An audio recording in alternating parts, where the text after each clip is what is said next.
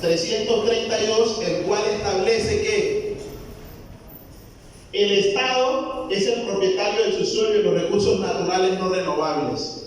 Ante esta realidad, nosotros como movimiento afro o étnico negro o como cultura negroafricana en las Américas, tenemos una discusión que no se ha saldado con el Estado colombiano, toda vez que nosotros decimos que sí, sobre la superficie, si nosotros somos propietarios del suelo, ¿por qué el subsuelo es del Estado? Si para pasar al subsuelo hay que perforar el suelo. Es una discusión que tenemos, nada más lo dejo a modo de indicación, porque ustedes que están en los territorios deben de tener claridad frente al asunto, pero por ahí arranca la discusión de este sistema nacional de regalías. Primer artículo de la Constitución, el 332. Segundo, el artículo 360, el cual nos establece que nos trae varios mandamientos. El primero dice que el Estado establecerá la forma de explotación de los recursos naturales no renovables. También nos trae que el Estado establecerá el modo de pago o recompensa o contraprestación a la explotación de esos recursos naturales no renovables. Hay que también tener en claro, porque yo le estoy hablando de recursos naturales no renovables, pero hay que hacer precisión aquí porque hemos de entender que hay personalidades que manejan y saben qué es un recurso natural no renovable y cuál es el recurso natural no renovable. El recurso natural renovable, tal y como lo dice el mismo nombre, es el que se puede renovar con facilidad. Ejemplo, un árbol de borojó, pues el fruto del borojó, el marañón, todos esos árboles frutales de pan coger que tenemos nosotros en nuestras comunidades son los recursos naturales renovables. Ahora, los recursos naturales no renovables, entre esos tenemos el oro, el platino, el níquel, el hierro, el coltán, que pues, fue otro último que salió, ya, que se encuentran por debajo, pues que se encuentran en el subsuelo. Hago esa precisión para que todo el mundo se ubique y tengan precisión cuando entidades del Estado vayan a sus territorios, ustedes sepan hacer esa defensa de esos menesteres. También dice que la ley establecerá los derechos que tienen los entes territoriales sobre esos recursos naturales no renovables. Pero allí más adelante vamos a mirar cómo la Corte Constitucional en sentencias, en prolijas jurisprudencias o abundantes jurisprudencias, es decir, sentencias que han proferido frente al asunto, frente al particular, ha establecido que ese recurso natural no renovable que el Estado, pues que la Constitución dice que es del Estado, el Estado se debe entender, así lo trae la Corte Constitucional, que somos todos. No es una entidad en concreto, sino que somos todos, porque ustedes saben los elementos constitutivos de Estado: el pueblo, la soberanía, y ¿cuál es el otro? Pueblo, soberanía y nación, ¿no?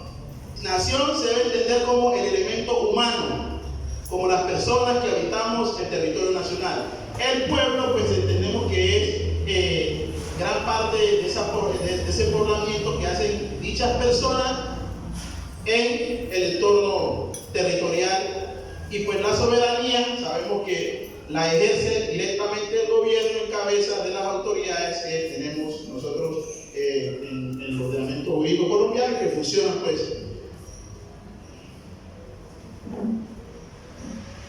Entonces, pasamos después a saber qué son regalías.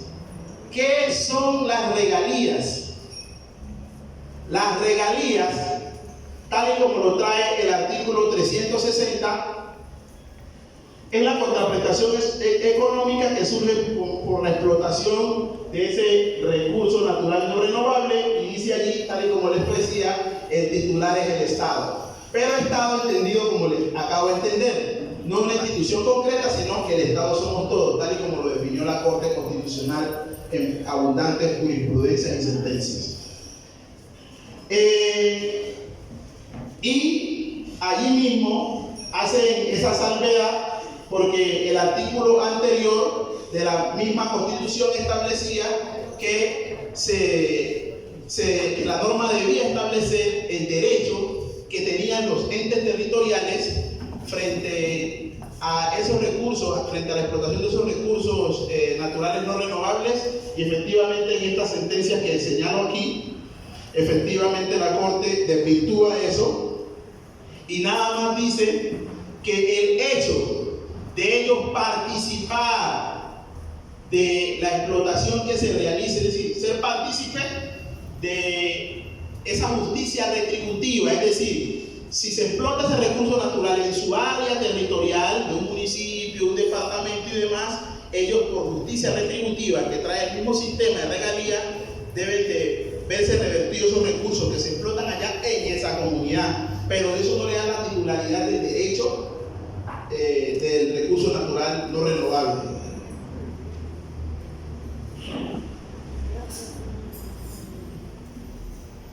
Igualmente, sigue lo que les precisé anteriormente, la propiedad de la regalía.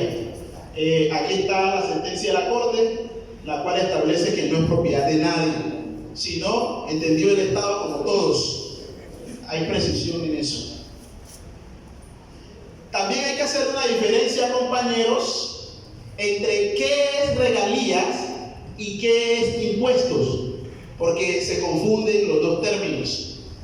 ¿Qué son impuestos? Tal y como dice, es la obligación legal, ¿ya? Es impuesta coercitivamente por el Estado. Son los impuestos. Son cargas económicas que se imponen a los particulares con el fin de financiar los gastos generales del Estado. Y surge del poder impositivo del Estado. Esos son los impuestos. A diferencia de qué son las regalías, mire, es una contraprestación económica que el particular debe pagar por la obtención del derecho que la nación le concede explotar un recurso natural no renovable. ¿Me entiende?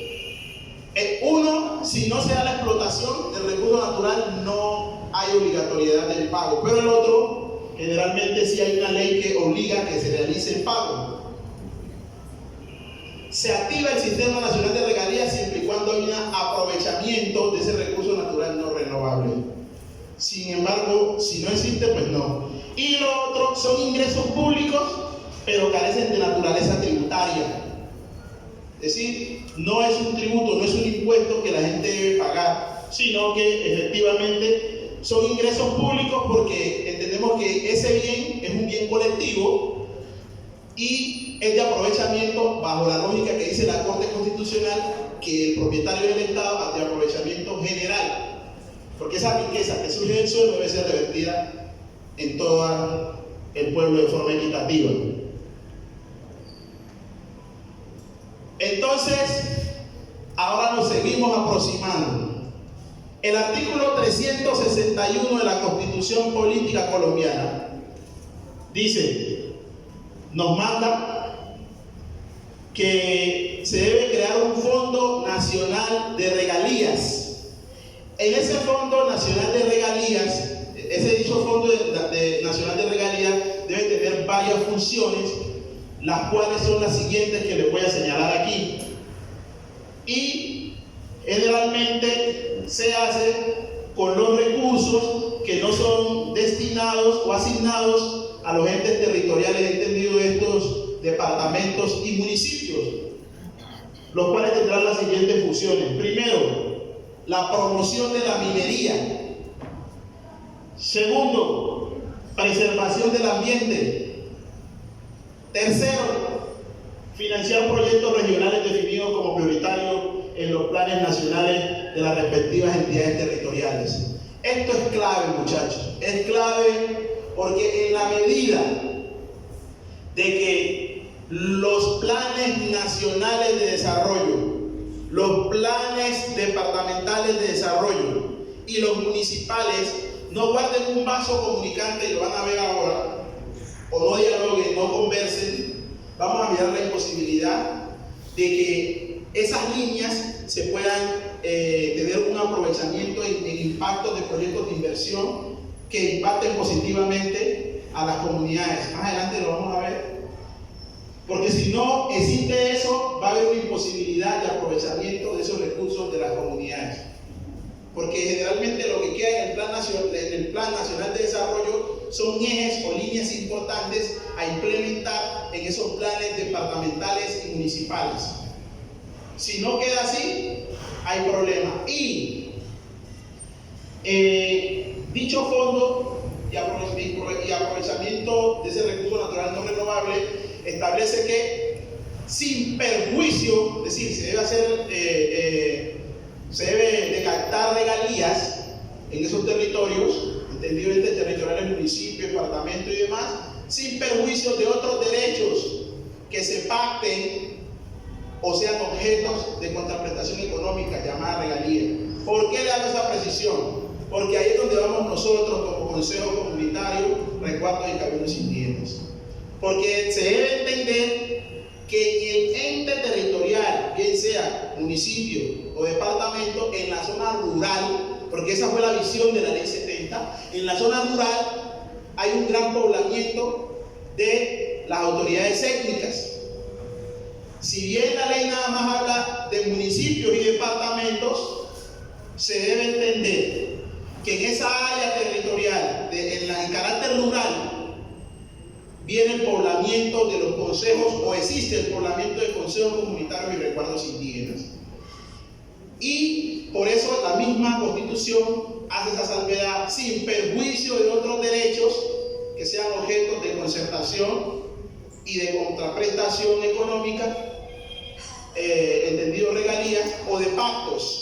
¿Por qué? Porque nosotros, las comunidades étnicas, conforme al convenio 169 de la OIT, que se introdujo en nuestro ordenamiento jurídico mediante la ley 21 de 1991, es decir, que esa norma hace parte del bloque de constitucionalidad, y la Constitución en uno de sus artículos señala que cuando hay tratados internacionales que versan sobre derechos humanos, gozan de una primacía dentro del ordenamiento jurídico colombiano y es de especial atención y protección.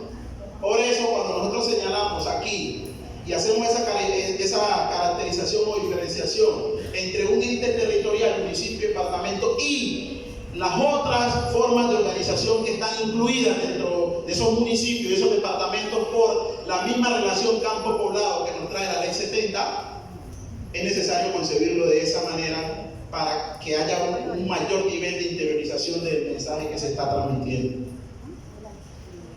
Es necesario para ustedes ya un poco el análisis en casa, que lo puedan ir desarrollando. El Sistema Nacional de Regalías tiene unos fundamentos constitucionales y legales, los cuales son los siguientes. Los constitucionales, mírenlos aquí, el artículo 332 de la Constitución Política, el artículo 360 de la Constitución Política de Colombia, el artículo 361 de la Constitución Política de Colombia, y acá están los fundamentos legales. La Ley 1530 del 2012, concretamente fue su artículo 2, el decreto 1534 del 2017, concretamente su artículo 5, y el decreto 1416 del 2018. ¿Ya? Es como el sustento de todo esto que yo le estoy hablando. Ahí ustedes, es lo que ilumina los principios, la genealogía, dónde nace ese Sistema Nacional de Regalías. Ya entrando en materia, todo lo que le he dicho es como el preámbulo de esta canción. Ahora, ya entrando en materia, debemos de tener en cuenta cuál ha sido nuestro devenir en materia de representación de las comunidades, nuestros últimos devenires, en materia de representación de las comunidades negras, afrocolombianas, raizales y palenqueras. Saben que la resolución 0121 del 3 de abril, aquí me faltó, del 2010, esa resolución fue problemática, porque sabían ustedes que veníamos de un periodo bastante prolongado de no representatividad en materia de los consultivos de alto nivel. Entonces, ¿qué se ideó la Dirección de Asuntos para Comunidades Negras? La Dirección de Asuntos para Comunidades Negras se ideó esta resolución, pero esta resolución fue problemática. ¿Por qué?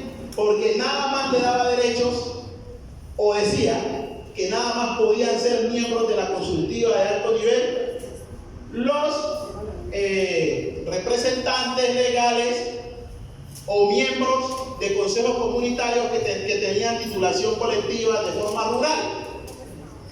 Desconocía, porque ustedes saben que la ley 70 en sus primeros artículos, ella misma traza cuál es el área territorial objeto de titulación colectiva. La misma ley 70 de 1993 dice eso. Y ustedes saben que hay unos consejos comunitarios que hoy sus títulos colectivos están en solicitud y tampoco pueden ser objeto de discriminación o de invisibilización de ese ejercicio de defensa territorial en los territorios. También esta resolución 0121 fue lesiva. ¿Por qué? Porque esta resolución 0121 lo que hizo fue desconocer todo el ejercicio en materia étnica que se venía realizando en las urbes, es decir, en las grandes ciudades. Ustedes saben que nosotros tenemos el decreto 3770 que trae todos los requisitos de cómo usted accede a inscribir su organización en la lógica urbana en la Dirección de Asuntos para Comunidades Negras. Pero esta resolución fue lesiva. Por eso fue objeto el compañero Over Carabalí del Cauca, la demandó. Y gran parte de nuestras demandas han tenido éxito cuando las presentamos en Bogotá, porque cuando las presentamos acá en los municipios, estos jueces, como no tienen la lectura general, porque este es otro derecho que nace dentro del derecho, es el derecho étnico, que muy poco se comprende, muy poco se dimensiona, muy poco se interioriza, porque nosotros fuimos formados en un sistema educativo eurocéntrico. Por eso la gran lucha, cuando ustedes ven a la profesora Beatriz, aquí a los de AICOL, ven al compañero Lucas Gil, ven a otros líderes que no están aquí, la profesora, aquí la moderadora, defendiendo la cátedra de estudios afrocolombianos. Es que la cátedra de estudios afrocolombianos no es un gueto, no es un sistema educativo para negros nada más. Ese sistema educativo lo que busca es que haya una conversa, un diálogo de saberes entre esa población no afro con la afro, y que nos entendamos realidades. Entonces, como gran parte de nosotros fuimos formados en ese sistema eurocéntrico de Occidente, no se interioriza la importancia de los ejes temáticos de africanía. Entonces, en gran medida, todos esos componentes que les estoy expresando fueron materias lesivas para ellos. Por eso se dio la sentencia T 823 del 2016. ¿Por qué? Porque el compañero alegaba en su tutela que primero se violó el derecho de participación, que se había violado el derecho de autonomía y se había violado el derecho de autodeterminación de las comunidades negras, afrocolombianas, raizales y palenqueras, que tienen otras formas de organización más allá de la urbana. No se olviden que la ley 70 tiene el componente o la orientación campo poblado. Si bien la ley 70 surge, y eso también para que lo tengan en cuenta, la ley 70 surge o eclosiona o nace a la vida jurídica como respuesta a la ley segunda, que es la ley forestal. Esa ley forestal que buscaba, decía, bueno, todos los territorios Pacífico son territorios de reserva forestal. Pero nosotros que veníamos históricamente después del proceso de la trata transatlántica, la trata esclavista que ustedes han escuchado, que fuimos esclavizados por todo el sistema colonial europeo, y hoy nos tiene aquí porque nosotros somos ejercicios de esa diáspora que hoy vive y permanece aquí en América Latina. Todo ese proceso que nosotros vivimos efectivamente es lo que hoy ha ayudado en gran medida a que no solo los sistemas jurídicos sean, por lo tanto, nosotros nos dicen que somos sujetos de especial protección constitucional y legal. No es porque nosotros lo queremos, sino por ese mismo proceso que vivimos.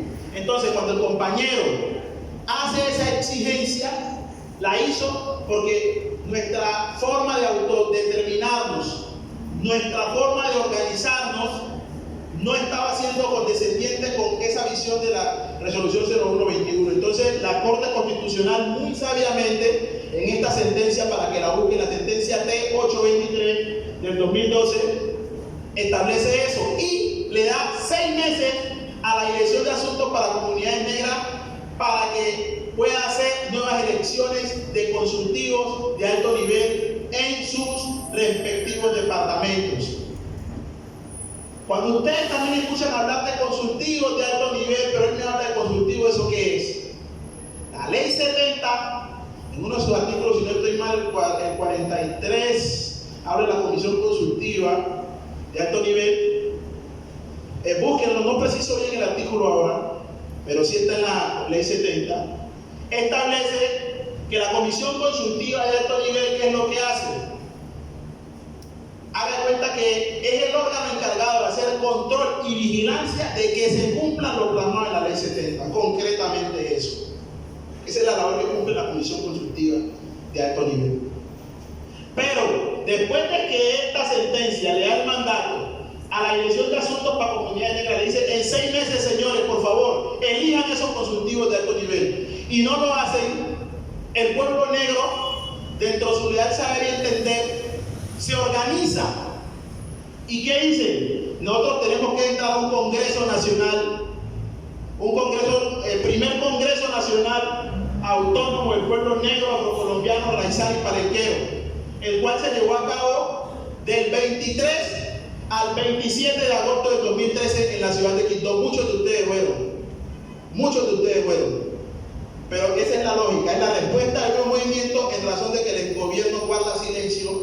Y ustedes saben que siempre hay iniciativas administrativas o legislativas, hablándole ya en sentido más castizo, proyectos, obras o actividades que buscan realizarse en nuestros territorios.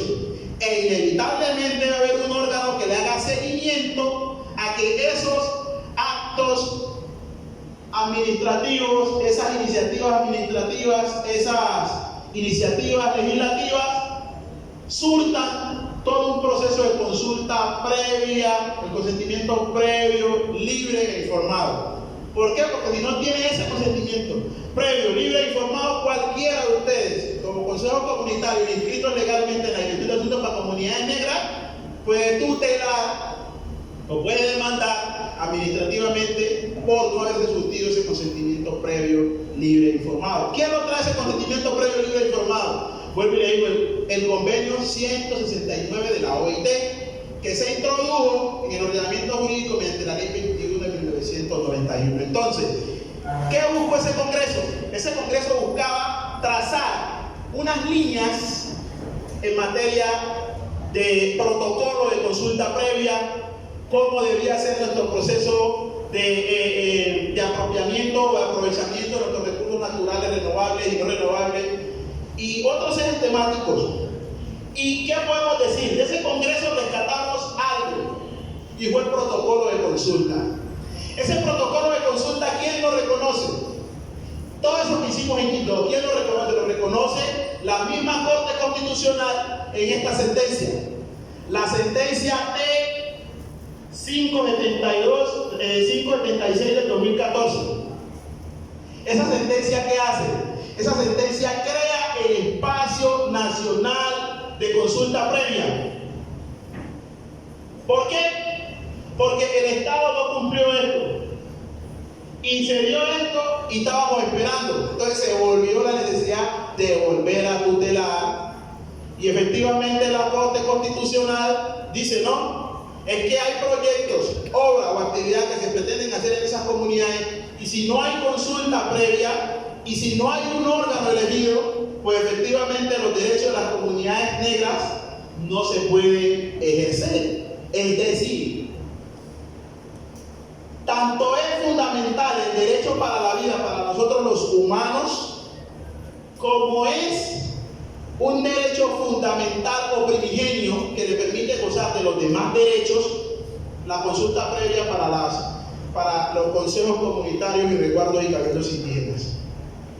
Porque si no se nos respeta el consentimiento previo, libre e informado, pues no tendremos derecho ni a ejercer la participación, ni a ejercer la autodeterminación, ni a ejercer la autonomía, ni tener un aprovechamiento forestal de nuestro territorio, ni maderable como ustedes lo puedan ver, ni de nuestro pan coger, porque ustedes saben que siempre concomitante o en un contrasentido al derecho que nosotros ejercemos, tenemos a nuestros lados ¿a quién? Al gran capital, que son los proyectos que vienen realizando ciertas empresas madereras que la vivieron los compañeros del Bajo Atrato con Balsa 1, Balsa 2, lo viven los indígenas acá en Murindó con el Cerro Careperro, lo viven en el San Juan con la Androbola Chanti. Todos esos son tentáculos de aprovechamiento de los recursos que nosotros tenemos, pero como no ha existido del Estado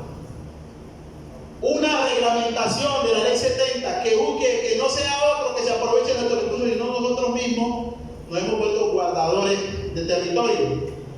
Pero entonces decimos, ¿para quién? ¿Para quién lo guardamos? Entonces, en gran medida, nace este espacio nacional de consulta previa y la lógica es eso, generar procesos de preconsulta para un poco hacer un proceso de alistamiento de todo lo que podrían ser o cómo podría afectar esos proyectos, obra o actividad a esos resguardos y cabildos indígenas en sus comunidades, y ellos, dentro de ese leal saber y entender, han venido haciendo ese procedimiento. Y tal como decimos, el espacio nacional de consulta previa no es malo.